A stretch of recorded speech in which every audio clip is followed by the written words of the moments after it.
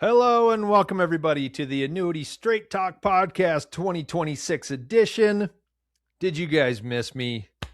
My name is Bryan Anderson, founder and creator of Annuity Straight Talk.com, answering all of your retirement questions, giving you the best strategies that you will ever find. And we're going to talk today about another option that's come up for you guys in the past few years. I'm going to talk about how legitimate that is and where it's useful and where you might realize it falls short a little bit. Please like, subscribe, or comment on any of your favorite podcast platforms or on YouTube to schedule a call with me, top right corner of any page on AnnuityStraightTalk.com. Episode 209, Annuity Answers from ChatGPT. Who's done it? Everybody raise their hand. Oh, I haven't. I have all the answers. I don't need to ask AI. Let me share my screen, stay on point, and go through this with you guys. Would love to know what your experiences are with using this. And here it is. Artificial intelligence has promised to make life easier. Now, everyone I talk to agrees that it's going to bring plenty of complications. Conspiracy theories abound, right? And to be honest, in the long run, corporations are going to profit at the expense of the working class. A lot of jobs are going to be replaced, right? Look what's happening in the stock market. They're all making a ton of money. If you got money in there, you're making money. But it's also marching us towards something that may be unintended consequences. Who knows? So life could be more convenient in a lot of ways, but it's a lot less profitable as well. So my position in my business is in serious jeopardy because financial companies would love to eliminate the cost of someone who can explain the rules and strategies. If they can figure out how to replicate that, at the point where you can get the same thing from a computer, my experience is going to be worthless. But there's still a lot of value now in human assistance with financial matters, but there's no telling how long it will last. I'm going to put up a hell of a good fight, I'll tell you that. So ChatGPT and other publicly available AI search engines have become incredibly popular in the past few years.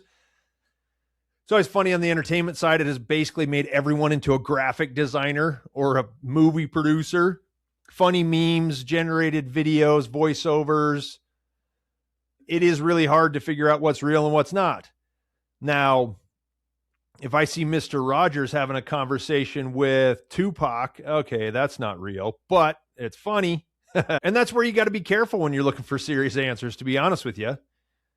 If you ask a legitimate question, it will search the internet for the answer and give you something that's at the very least slightly more true than anything else. It's basically an advanced search engine that saves you the time of reading several pages of information and making up your own mind. That's the biggest lesson here. Do not use it as an excuse to not think. A lot of people are doing that. AI search engines are limited by the information you can get. For the most part, you're only going to get what is already available online, or maybe a summary of available information. So my conspiracy theorists out there who loves a good one have tried to get answers to things like who did 9/11? Did we really land on the moon? And who really shot JFK? I don't trust the results on that unless it's been declassified and somebody dug it up and put it on a website. Publicly available information is about all you can trust right now. But there are plenty of sources for misinformation as well. You're like that comedian that's like, you don't believe in any conspiracy theories? I think they're fun. He said, I don't mean all of them or even most of them, but not any. Anyway, so a few weeks ago, I had a meeting with Tom, very technical person. I just got off the phone with him, sharp guy. We ran some retirement income and portfolio management scenarios. He liked my flex strategy, wanted to learn more about annuities. He asked a lot of good detailed questions. I just can tell. We actually did a Zoom call. I can tell he's a thinker. At the end of the second meeting, he settled on one path in particular that was of interest to him. Now, he had a little bit of homework to do to establish his goals, and I promised to put together a little more information for the next meeting. And before we parted ways, or maybe in an email, he said, I'm also going to ask ChatGPT what it thinks. I don't consider that a threat. I think it's good due diligence. Why not check out what have something summarized all the information that's available online? So I just said, hey, let me know what it says. So a day or two later, he sent me an email with the ChatGPT response, copied into it.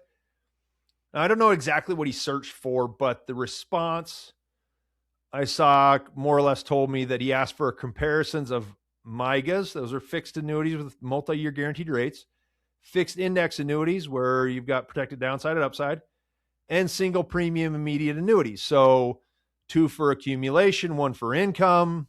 And I scanned through it to report that it's essentially what I expected. It offered a good synopsis of the details and features of the 3 different products. So it was more or less factual information. It did state a few things as fact that are only partially true. And again, not saying they're wrong, but the truth comes down to what your purpose is and what your goals are. That's why you need to think about it a little bit, and you need someone who can help you do that. It didn't really say any strategies for using the product, nothing mentioned there. And that's where this falls short for the time being. Yeah, you can get some information from it, but are you really going to get guidance and assistance? No, that's not happening yet. You still have to think. So if 20 different people made the same query, there would be 20 different ways to use the products mentioned, and the best path would depend entirely on the individual situation, each of those 20 people. That's what you got to remember. You're different than anyone else.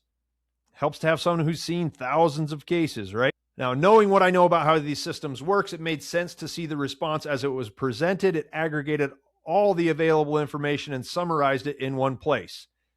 It probably even used information from my website. I'll bet it did, or it will. Just realize that as it stands, a lot of what's available is someone's opinion. That's why you're going to get kind of that cut and dry answer. So that is likely to infiltrate the results for quite some time. For the time being, it will give you a no pressure second opinion, or even help you frame some questions for your chosen financial professional. And I'm not going to tell you to stay away from it, because you can use it to benefit yourself. Again, I really like, honestly, I like that idea of you'll see the information in one place and it'll maybe cause you to think of new questions. Is that word think again? So if I told you to stay away from it, I'd be a coward. I'm up for the challenge. I can handle it. I think it's good. Nobody seems to like the prospect of AI running our lives, but everyone seems to be happy with the convenience. I could do a whole episode on this, and I might later this year, but no one's going to complain about the stock market returns that have been driven entirely by AI companies. That is the bulk share of the growth in the market, is stuff that did not exist in the S&P 500 even 10 years ago. If you don't like it, then don't use it in any form. You know what that is right there?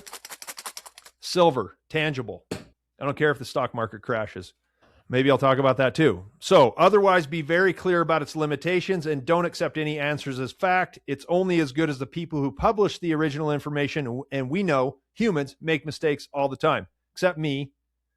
Just kidding. I make mistakes, but I own up to them. I have in the podcast. As long as this website is viable, everything will be written by my hand and created through my years of experience and the meetings I have with you guys. Expect nothing less from me as the world around us becomes more and more automated. You want a real person? That's right here.